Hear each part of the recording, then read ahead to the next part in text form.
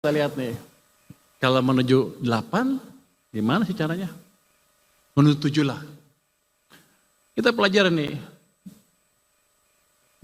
zaman Pak Jokowi, zaman Pak SBY, bangun infrastruktur sedikit kan, pertumbuhan ekonominya mendekati 5% rata-rata. Pertumbuhan kreditnya 21%, M0-nya 17%. Zaman Pak Jokowi ini kasihan, sepertinya dimusuhin. Begitu dia masuk, ini cuma berapa? Di bawah 10%. Ini rata-rata cuma 7%, bahkan ada yang sampai 0 sekian. Rata-rata itu karena kebantu atas ini. Di sepanjang ini dia di bawah. Jadi dia ekonomi direm.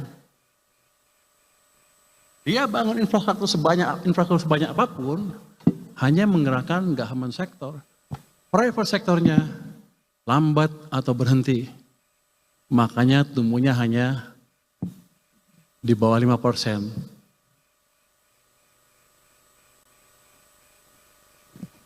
Zaman sekarang, ini dibunuh. Private sektor pasti nggak jalan kalau nggak kita balikin.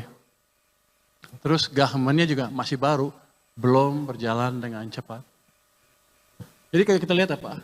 Sebelah sana mesinnya mesin swasta, 90% dari ekonomi. Sebelah sana mesinnya mesin pemerintah yang 10% dari ekonomi. Dalam 20 tahun terakhir ini, mesin ekonomi kita pincang. Satu jalan sana swasta, di sini satu jalan hanya pemerintah. Swasta 6, pemerintah 5. Gimana kalau dua-duanya dijalankan? Base-nya kan 6 kalau swasta. 6 tambah sekian. Jadi 6,5%, 6 sampai 6,5%. Enggak susah-susah amat dalam waktu setahun 2 tahun.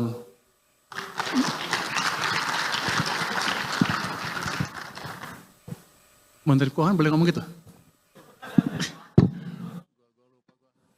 Izin ya Pak Ketua. Jadi itu satu modal utama kita. Next. Terus gimana cara mengendalikan uang itu? Next. Ini saya tunjukin aja. Pada zaman Pak SBY, utang turun. Pak Jokowi utang naik, rasio utang ke PDB-nya naik. Karena emang government led, di sana private led. Next. Berikutnya.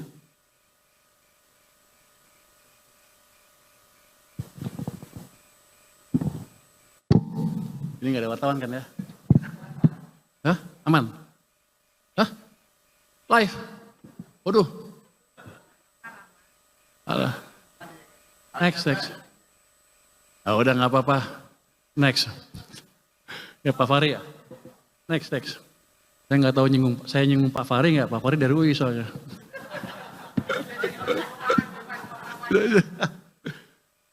Salah satu yang penyebab kenapa uang itu kering dari sistem seringkali berhubungan dengan kemampuan pemerintah membelanjakan anggaran ya. Pemerintah kan ngeluarin utang, tarik pajak, uangnya taruh di mana? Taruh di BI. Mereka pikir, oh aman, uang saya aman di sana, bagus. Tapi yang mereka lupa, ini kan ada sistem uangnya. Tarik sini, di sana kering. Ini saya tunjukin, ini uang pemerintah di bank sentral tuh naik turun, gede sekali, kadang-kadang sampai hampir 800 triliun. Tanpa mereka sadar karena mereka nggak monitor. Di tahun 2021 saya contohkan ya, waktu uang itu kering, kita paksa uangnya masuk ke sistem di sini. Di bulan Mei 2021, 300 triliun masuk ke sistem, itu yang memulihkan ekonomi. Dan ini manajemennya mungkin kalau untuk saya sih kurang efektif. Kenapa? Ini uang pemerintah di perbankan kadang-kadang bisa sampai 800 triliun di bulan Juni kemarin, 428 di BI, 394 di bank swasta. Sekarang di bank sentral ada 538, tapi terakhir 428, 425 lah. Kalau itu saya balikin ke sistem, maka ada pertambahan yang disebut M0 atau likuiditas tadi. Itu dosa satu. Next. Berikutnya.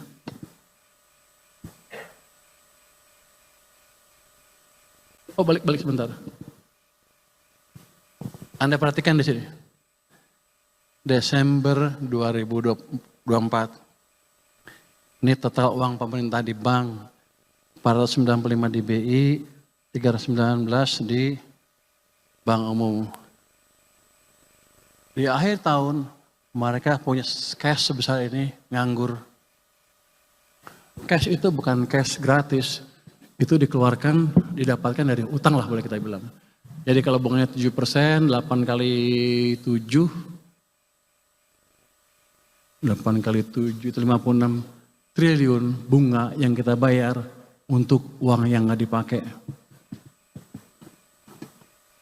Itu efisien apa enggak? Saya nggak tahu. Tapi dari situ aja ada pemborosan, ditambah dari tadi dengan uang yang di sistem, ditarik dari sistem. Jadi kita punya dosa yang cukup besar juga. Cuman pengamat-pengamat nggak ada yang tahu. Pasti kalau Pak Roke tahu udah digilas-gilas sama dia nih. Untung dia nggak tahu. No one likes getting negative reviews, but they're actually a hidden opportunity. Handled well, they can turn an unhappy customer into a loyal one.